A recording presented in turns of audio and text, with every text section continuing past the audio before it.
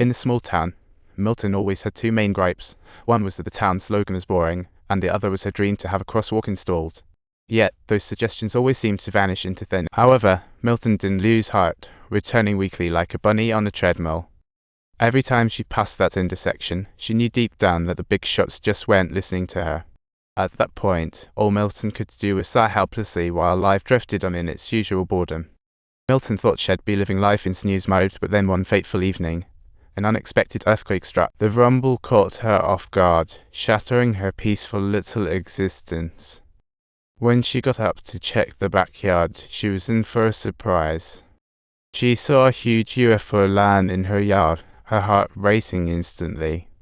Despite her fear, Milton took a deep breath and slowly walked over, but when she saw her beloved garden in ruins, her heart, she quickly grabbed her phone to call the police, explaining that an alien spaceship had flattened her azaleas. But the operator thought it was a prank and wouldn't budge, no matter how many times Milton tried to explain. Ultimately, Milton had no choice but to call her daughter. After several rings, all she got was her daughter's voicemail. Meanwhile, the alien visit left Milton feeling utterly puzzled.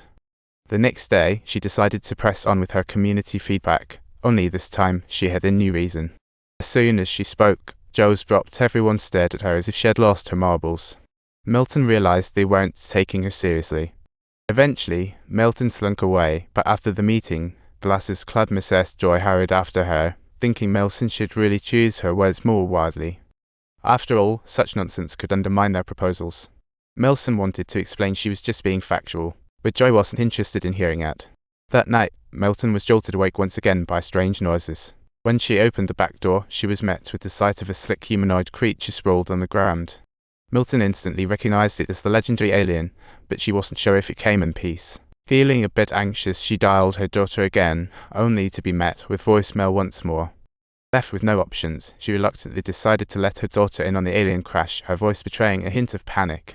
That night, Milton couldn't shake her restlessness about the rogue alien. After mulling it over, she finally decided to venture into the backyard again, only to find the alien had lifted its head at the same moment. The creature didn't seem scary, in fact. It looked a bit like a kid. Milton's courage grew tenfold. So, fearing it would catch a cold, Milton fetched a blanket to cover it up. She even prepared a cup of water for it, and the next morning, Milton returned to the yard only to find nothing. The alien was MIA. As she turned to head back, she spotted the alien curled up by the steps. It looked like a cold little critter. Though scared, she mulled it over and chose to invite the alien inside, thus bringing it home. It was her first encounter with an extraterrestrial, and uncertain about their dietary preferences, she figured 3 different snacks would do. It turned out later that the alien had an irresistible passion for apples, so Milton hurriedly rushed to the supermarket for a crazy shopping spree.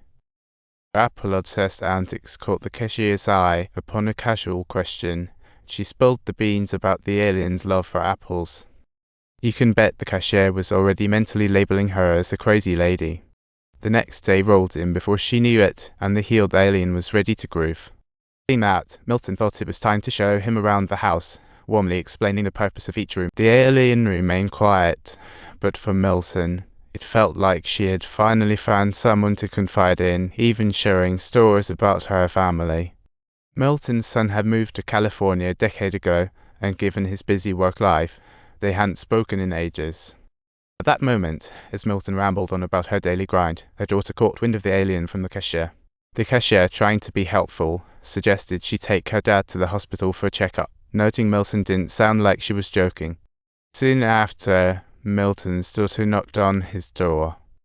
Upon opening the door, she stated flat out that she wanted no argument, but it was high time he saw a doctor after 3 years of avoidance.